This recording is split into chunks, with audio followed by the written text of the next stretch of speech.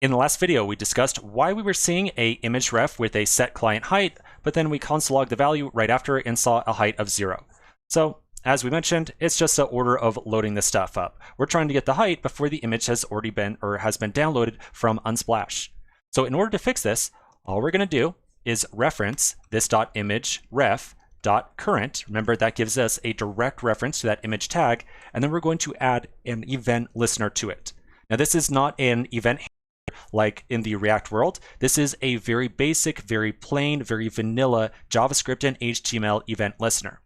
So in order to do so, I'll say add event listener, and we're going to listen for the event load. Anytime that a image, like this image right here, successfully loads up or downloads an image from the internet and displays it on the screen, it emits this load event. And so once it emits this load event, that means that we now have successfully downloaded the image, it's being displayed on the screen, and so now we can go ahead and get the actual height of the image.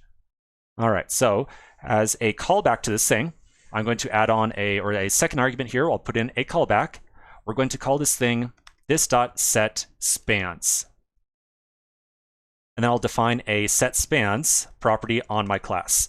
Now, the reason that I'm calling this setSpans right here is because remember, the ultimate property that we're trying to really set inside this thing was called the grid row end property, and it took units of spans. So this method is maybe not super clearly labeled, but trust me, it'll make sense in just a little bit. Essentially, when we get that height, we're going to use it to determine a span value. You'll see what we're doing with it in like half a second. Now, without going into like another rabbit hole here, notice how we are passing a callback to a event listener right here. We've made a huge deal in the last couple of videos about how callbacks have to be bound, otherwise the value of this is undefined. So I'll tell you right now, that's going to be an issue here. So we're going to make sure that we create setSpans as an arrow function like so.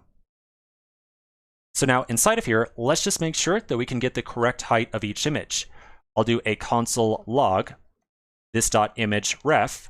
Remember, that returns an object with a current property. So I'll say current, and then I want to get my client height out of there. Okay, so let's save this and we'll try this out, and I think this is going to work just fine. So I'll flip back over. Let's do cars, and now I see the correct height for each of those images. Perfect.